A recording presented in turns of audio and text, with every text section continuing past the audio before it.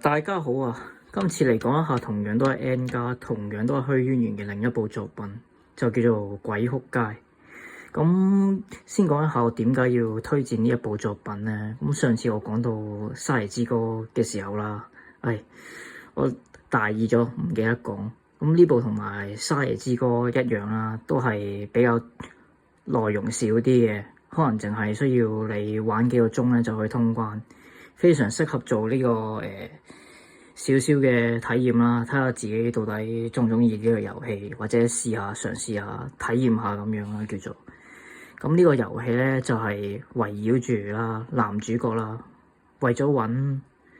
關於自己嘅妹妹個真相而展開一個故事嚟嘅。當中仲有一些咧關於內功同外功咧相關嘅設定啦，可以話係帶咗啲中國特色色彩嘅武俠類美少女遊戲，而人物嘅角色都係以呢個中式嘅名字去命名嘅，比如呢個武功入邊嘅紫殿長都非常有呢個金庸武俠小說嘅色彩嘅。關於呢個遊戲版本嘅選擇咧，因為有分老版同舊版啦，我一般就會推薦新版。咁最主要原因係因為個畫風看上去比較新啦，可能望落去視覺上大家會比較適合啲，容易啲去接受啦。因為始終老版都太舊，有啲年份又係20年前，玩起上嚟就會比較舒服啲咁啦。咁至於個遊戲個劇情啦，簡單啲嚟講咧，就係啦，男主一直以復仇嘅心態咧，去同以前每位傷害過自己妹妹嘅人去復仇咁啦，直到佢最後接觸到個真相啊。咁由於呢個遊戲咧，實在佢最主要、最重要嘅地方就係佢嘅核心就喺佢嘅謎團解開嗰度啦，所以我就唔講佢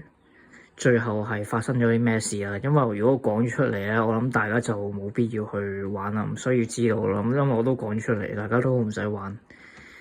咁到最後咧，其實嗰種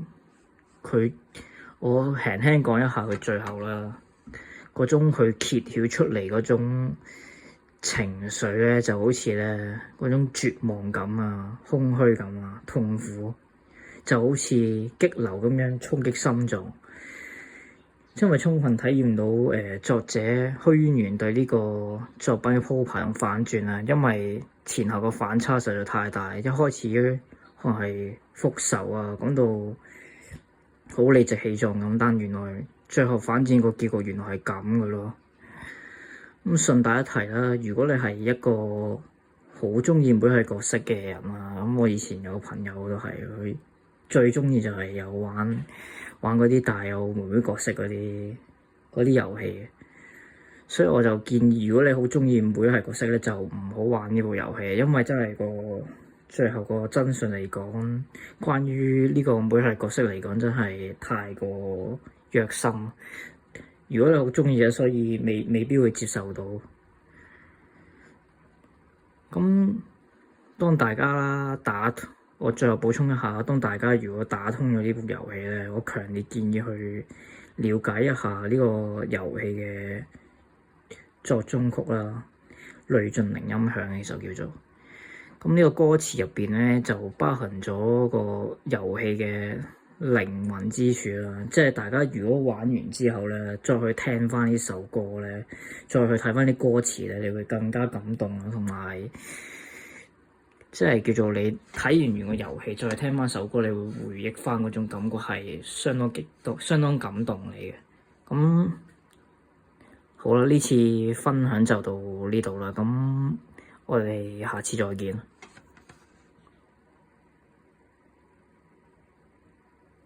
多謝晒咁多位。